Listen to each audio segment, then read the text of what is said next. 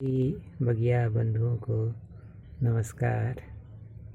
आज हम गुलदाउदी के ऊपर कुछ चर्चा करेंगे कि आप गुलदाउदी के पौधे को किस तरीके से गमले में लगाएं तो आपकी गुलदाउदी मरेगी नहीं और ग्रोथ भी उसमें अच्छी खासी आएगी। ये देखिए हमारे पास बड़े वाली सफ़ेद कलर की गुलदाउदी है जो कि नर्सरी से हम लोग लेके आए हैं। तो ये देखिए इसकी मिट्टी नीचे देख पा रहे हैं, ये लाल मिट्टी में लगी हुई है। तो जब भी आप नर्सरी से इस तरीके से पौधे लेके आते हैं फूल खिले हुए या उसमें कली बनी हुई रहती है, तो आप किस तरीके से उसको लगाएंगे गमले में। तो गमले का चुनाव देखिए हमने, ये हमारे पास 10 इंची का सीमेंट का गमला है।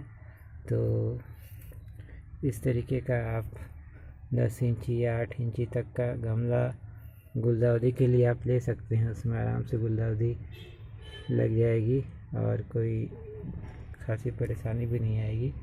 तो गमले के छेद में आप, बीच में जो छेद होता है गमले के छेद में आप कुछ जो मिट्टी के टूटे हुए गमलों के टुकड़े होते हैं उसको आप छेद के ऊपर कवर कर दीजिए या कुछ भी चीज़ से हल्की उसकी छेद कवर कर दीजिए। उसके बाद इस गमले के अंदर आप जो है सूखे पत्ते की लेयर जो आसानी से गल जाती है वैसे सूखे पत्ते लें। जैसे हमारे पास अभी कटहल के सूखे पत्ते मौजूद थे तो हमने कटहल के पत्ते लिए हैं, वो भी कुछ दिनों के बाद गलने लगती है, सड़ने लगती है। तो हमने सूखे पत्तों में कटहल के पत्ते लिए हैं। आप सागवान, आपके आसपास सागवान के पेड़ हैं तो उनके जो सूखे पत्ते गिरते हैं उसका भी इस्तेमाल कर सकते हैं। और जो भी सूखे पत्ते जल्दी सड़ते हैं उसका भी आप इस्तेमाल कर सकते हैं अपने गमले में। तो कुछ दूर तक हमने सूखे पत्ते लिए हैं। और दूसरी चीज़ जो हमने ली है, ये जो काली काली मिट्टी दिख रही है, ये हमारे पास सड़े हुई पत्तों की खाद वाली मिट्टी है, तो उसी का हमने इस्तेमाल किया है। अगर आपके पास सड़ी हुई गोबर की खाद हो तो आप सड़ी हुई गोबर की खाद का भी इस्तेमाल कर सकते हैं। तो हमारे पास अभी सड़ी हुई गोबर की खाद नहीं है, हमारे पास ये सूखे पत्तों की सड़ी हुई खाद वाली मिट्टी है, तो हमने ये लिया है। और ये देखिए इसको गमले में जो है आधे हिस्से तक हमने भर लिया है। सड़ी हुई जो हमारे पत्तों की खाद वाली मिट्टी है उसको आधे हिस्से तक भर लिया है। अब ये जो हमारे पास गुलदाउदी का पौधा है, इसको की जो जड़ें हैं मैं दिखाता हूँ।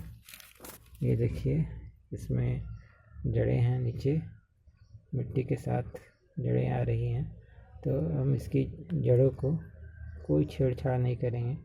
इसी तरह हम इसको गमले में इस तरीके से बैठा देंगे। गमले में इसको इस तरीके से बीचों बीच बैठा दीजिए, ज़्यादा इसकी मिट्टी छेड़छाड़ नहीं करनी है। इस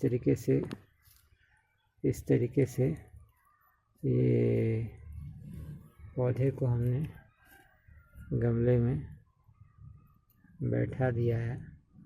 ये देखिए पौधे को बीचों बीच गमले में बैठा दीजिए। उसके बाद मिट्टी हमने कोई छेड़छाड़ नहीं की, इसकी जैसी है वैसे ही रहने दीजिए। और उसके बाद ऊपर से जो ये सड़ी हुई पत्तों की खाद वाली मिट्टी है, ये हम चारों तरफ से गमले में भर देंगे अच्छे से। अभी इस तरीके से चारों तरफ से फिल कर दीजिए। तो इस तरीके से गमले में हम लोग सूखे पत्ते वाली खाद जो है, खाद वाली मिट्टी, उसे हम लोग गमले में इस तरीके से डाल देंगे। मैं भी दिखाता हूँ। इस तरीके से ये बीचों बीच हमने बैठा दिया है गमले में अपने गुलदाउदी के पौधे को। अब जो भी आपके पास सड़ी हुई गोबर की खाद या पत्तों की खाद है, आप उसको इस तरीके से फिल कर दीजिए पूरे गमले में अच्छी तरीके से। हम लोग मिट्टी भर देंगे।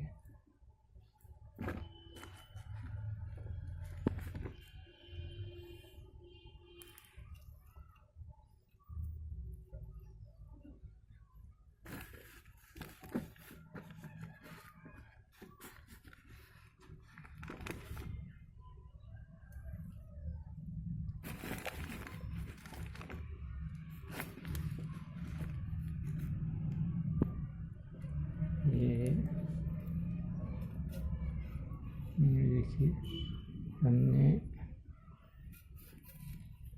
गमले को